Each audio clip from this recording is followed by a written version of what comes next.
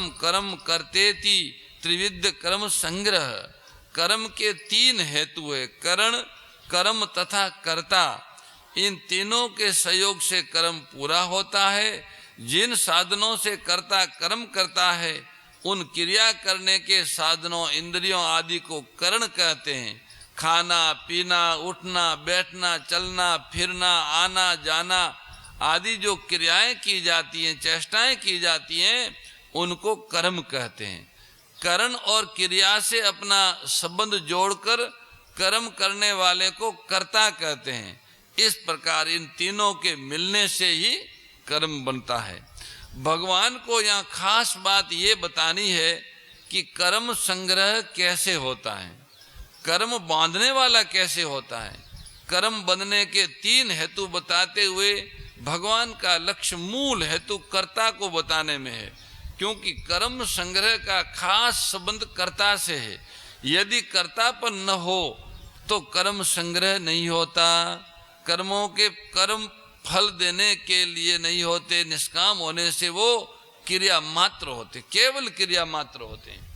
कर्म संग्रह में करण हेतु नहीं है, क्योंकि करण कर्ता के अधीन होता है। कर्ता जैसा कर्म करना चाहता है वैसा ही कर्म होता है। इसलिए कर्म भी कर्म संग्रह में खास हेतु नहीं है। सांख्य सिद्धांत के अनुसार खास बांधने वाला जो है वो अहंकार भाव है, कर्तापन का जो भाव है वो ही बांधने वाला है। इसी से कर्म संग्रह होता है, इसी से फल मिलता है। ये अहंकृत भाव न रहने से कर्म संग्रह नहीं होता, अर्थात कर्म फलजनक नहीं होते। इस मूल का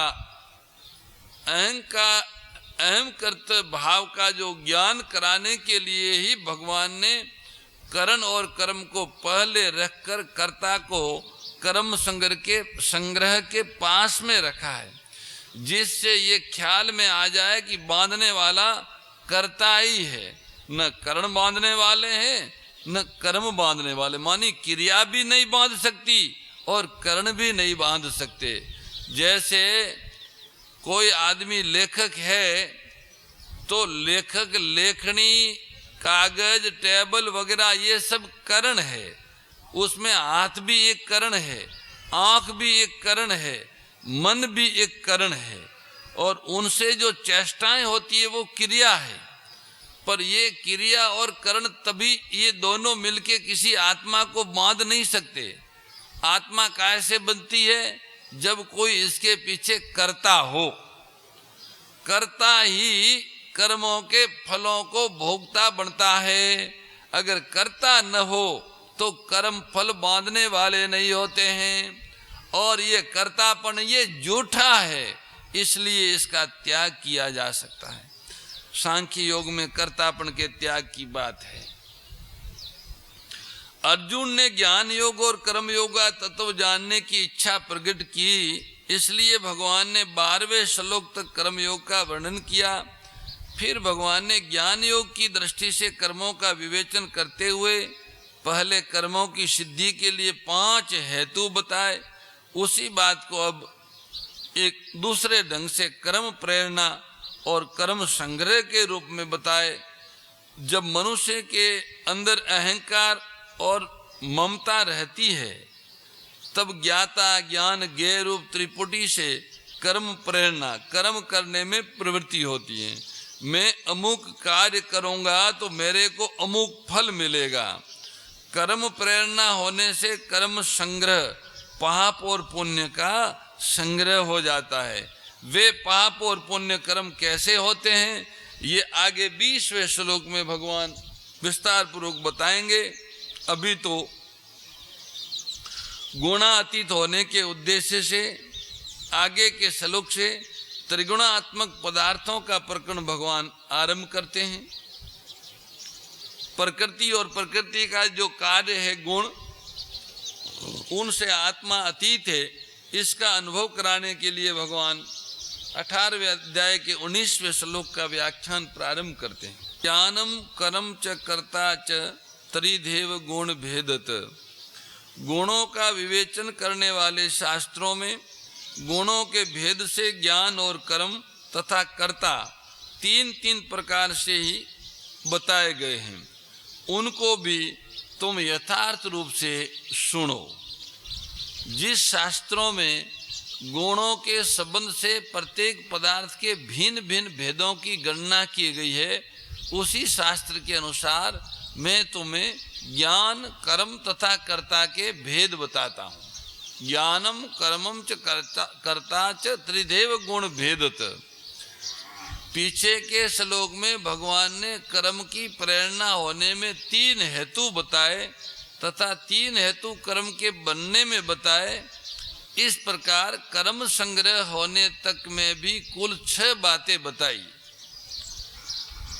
कर्म प्रेरणा तो सूक्ष्म है, कर्म संग्रह स्थूल है, ज्ञान ज्ञेय और ज्ञाता ये तीनों सूक्ष्म सामग्री है तथा कर्म करण और कर्ता ये तीनों स्थूल सामग्री है। अब इस श्लोक में भगवान ज्ञान कर्म तथा कर्ता इन तीनों का विवेचन करने की बात कहते हैं। कर्म प्रेरक विभाग से विवेचन करने के लिए केवल ज्ञान लिया गया है, क्योंकि किसी भी कर्म की प्रेरणा में पहले ज्ञान ही होता है। प्यास का ज्ञान होने से फिर पानी प्राप्त करने का कर्म होता है। ज्ञान के बाद ही कार्य का आरंभ होता है। कर्म संग्रह विभाग से केवल कर्म और कर्ता लिए गए हैं। यद्यपि कर्म के होने में कर्ता मुख्य है, तथापि साथ में कर्म को भी लेने का कारण यह है कि कर्ता जब कर्म करता है तभी कर्म संग्रह होता है। अगर कर्ता कर्म न करे तो कर्म संग्रह होगा ही नहीं। ज्ञाता जब क्रिया से संबंध जोड़ता है तो वह कर्ता कहलाता है। अगर ज्ञाता क्रिया से संबंध न जोड़े तो वो कर्ता हो ही नहीं सकता, वो ज्ञाता ही रहेगा, वो साक्षी ही रहेगा। पर जैसे वो क्रिया के साथ संबंध जोड़ लेता है तो कर्ता हो जाता है। उस कर्ता के भी 3 भेद है, सात्विक राजस और तामस। ऐसे ज्ञाता के भी 3 भेद होते हैं, परंतु ज्ञाता जब ज्ञेयपति मात्र रहता है तब उसके 3 भेद नहीं होते, क्योंकि उसमें गुणों का संग नहीं, वो प्रकृति से अतीत आत्म स्वरूप में स्थित रहता है। गुणों का संग होने से ही उसके 3 भेद होते हैं। कारणम गुण संगों से, गुणों के संग से ऊंचा नीचा होता है। इसलिए वर्ती ज्ञानी सात्विक राजस तथा तामस होता है। वर्ती रहित जो ज्ञान है वो तो शुद्ध सात्विक है, उसमें गुणों का संबंध ही नहीं है। जिसे जाना जाए उस विषय को ज्ञेय कहते हैं। जानने के विषय अनेक है, इसलिए इसके अलग भेद नहीं किए गए, परंतु जानने योग्य सब विषयों का एकमात्र लक्ष्य सुख प्राप्त करना ही रहता है। जैसे कोई विद्या पढ़ता है, कोई धन कमाता है, कोई अधिकार पाने की, पद पाने की चेष्टा करता है, तो इन सब विषयों को जानने पाने की चेष्टा का लक्ष्य एकमात्र सुख ही रहता है। सुख ही चाहिए। विद्या पढ़ने में यही भाव रहता है कि ज़्यादा पढ़कर ज़्यादा धन कमाऊंगा, मान पाऊंगा और उनसे मैं सुखी हो जाऊंगा। ऐसे ही हरेक कर्म का लक्ष्य परंपरा से सुख ही रहता है। इसलिए भगवान ने ज्ञेय के भेद सात्विक राजस और तामस सुख के नाम से आगे बताए हैं।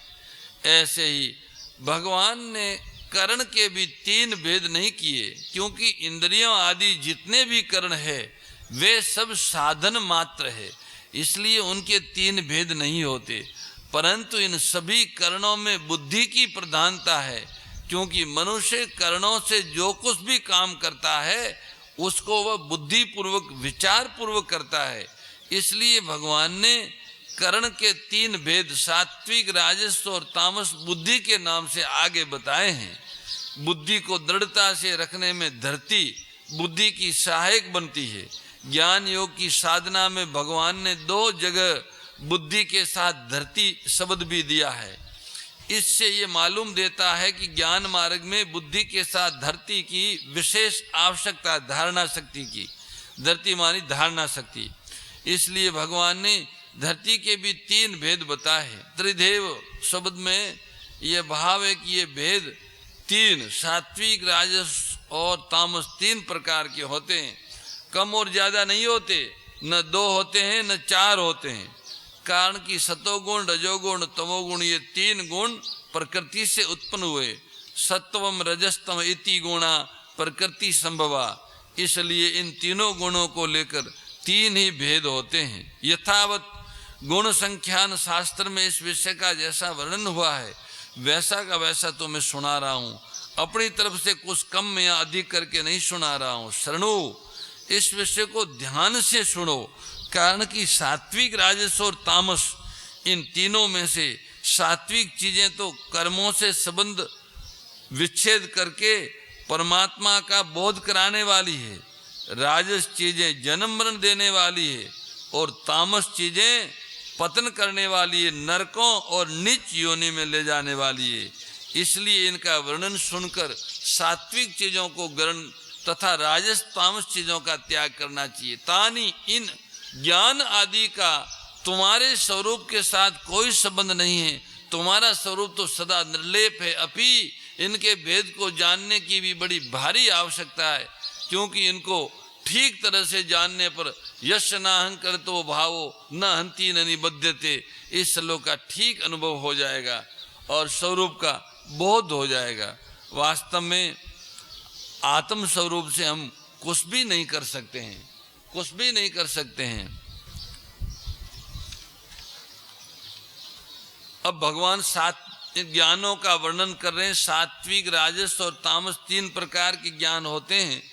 उसमें से हम लोग आज सात्विक ज्ञान की चर्चा सुन के सत्संग को विराम देंगे। भगवान कहते हैं जिस ज्ञान के द्वारा भक्त संपूर्ण विभक्त प्राणियों में विभाग रहित एक अविनाशी भाव सत्ता भगवान को देखता है, उस ज्ञान को तुम सात्विक समझो। सर्वभूतेषु येनेकम, सर्वभूतेषु येनेकम अविभक्तम विभक्तेषु। व्यक्ति वस्तु आदि में जो हैं पण दिखता है करके, वह उन व्यक्ति वस्तु आदि का नहीं है, प्रत्युत सब में परिपूर्ण परमात्मा का है। जैसे वृक्ष है, मनुष्य है, देवता है, सरोवर है, तो सरोवर, मनुष्य, देवता ये तो अलग अलग है, पर जो पीछे हैं आता है वो एक ही है। इसी को भक्त भगवान कहते हैं। कोई भी व्यक्ति वस्तु आदि ऐसी नहीं है जिसमें परिवर्तन न होता हो, परंतु अपनी बेसमझी से उनकी सत्ता दिखती नहीं है। जब बेसमझी मिट जाती है, ज्ञान हो जाता है, तब साधक भक्त की दृष्टि उस अविनाशी परमात्मा की तरफ जाती है जिसकी सत्ता से सब सत्तावान हो रहा है। वो है रूपी जो परमात्मा है, वो सत्तावान अविनाशी सत्य है। उसी के कारण असत्य भी सत्य दिख रहा है। ज्ञान होने पर साधक की भगत की दृष्टि परिवर्तनशील वस्तुओं को भेद कर परिवर्तन रहित परमात्मा तत्व की ओर जाती है। फिर वो विभक्त अलग अलग वस्तु, व्यक्ति, परिस्थिति, घटना आदि में विभाग रहित एक ही परमात्मा को देखता है। वस्तु, व्यक्ति, घटना, परिस्थिति सब अलग अलग है, पर परमात्मा सब में एक ही है। जैसे पंखा में, इसमें माइक में, कूलर में, ये सब यंत्र, कूलर, पंखा, माइक आदि सब अलग अलग है, पर इनके सब के अंदर बिजली एक ही है। बल्ब में भी वही बिजली है, हीटर में भी वही है, कूलर में भी वही है, पंखा में भी वही है, बोलने वाले माध्यम में भी वही है। यंत्र अलग अलग है पर विद्युत एक ही है। ऐसे ही वस्तु, व्यक्ति, पदार्थ, परिस्थिति, घटना ये अनेक है, पर इनमें परमात्मा रूपी बिजली एक ही है। आत्म परमात्मा रूपी जो चेतन है वो एक ही है। वो 2, 3, 4, 5 नहीं है, वो एक है। ऐसा देखता है, ऐसा जो ज्ञान है वो सात्विक ज्ञान है। ये सात्विक ज्ञान की पहचान है। अलग अलग वस्तु, व्यक्ति, आदि का अलग अलग ज्ञान और यथा योग्य अलग अलग व्यवहार होते हुए भी वो इन विकारी वस्तुओं में उस शवत सिद्ध निर्विकार एक परमात्मा को देखता है। उसके देखने की ये पहचान है कि उसके अंतःकरण में राग द्वेष नहीं होता, सब में भगवान है, इसलिए वो किसी को बुरा नहीं समझता, किसी को भी बुरा नहीं समझता। तद ज्ञानम विधि सात्विकम, ऐसा जो ज्ञान है सब में एक ही प्रभु है, ऐसा ज्ञान है, उस ज्ञान को सात्विक जानो। परिवर्तनशील वस्तुओं वृत्तियों से ही सात्विक ज्ञान कहते हैं। संबंध रहित होने पर यही ज्ञान वास्तविक आत्मबोध कहलाता है, जिसको भगवान ने सब साधनों में जानने योग्य बताया है।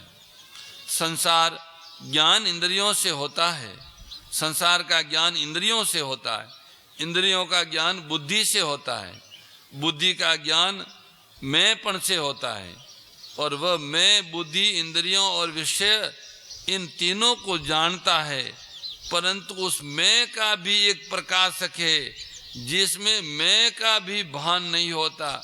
वह प्रकाश सर्वदेशीय और असीम है, जबकि मैं एक देशीय और सीमित है।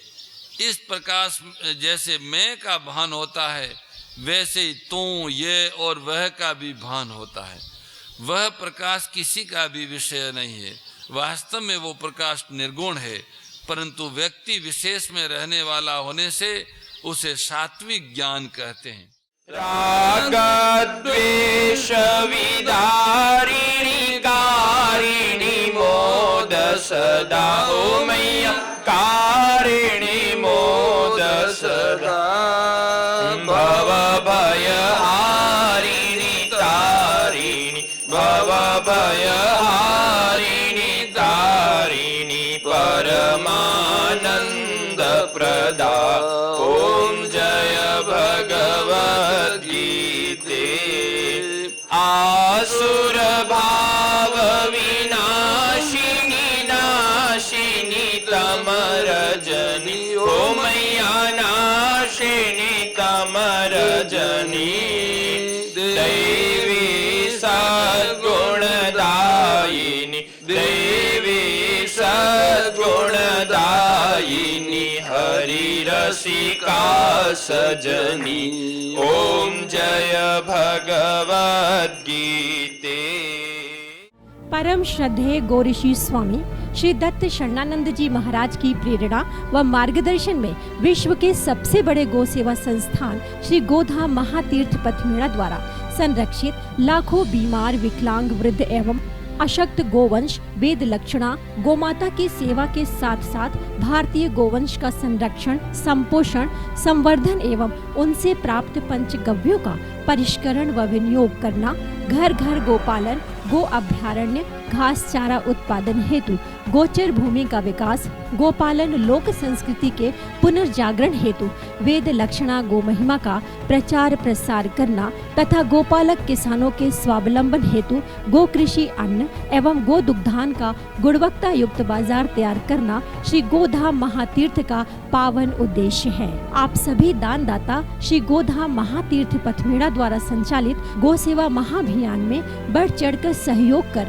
लाखों बीमार, विकलांग, वृद्ध एवं अशक्त गोवंश के गोग्रास सेवा हेतु श्री गोधाम महातीर्थ पथमेड़ा लोक पुण्यार्थ न्यास के बैंक ऑफ बड़ौदा खाता संख्या 084901000238827 IFSC कोड BARB 0 ASHRAM शाखा आश्रम रोड अहमदाबाद में गोग्रास सेवा निमित्त जमा कर सकते हैं। अधिक जानकारी के लिए संपर्क करें 7742093179 7665059999 7073000151।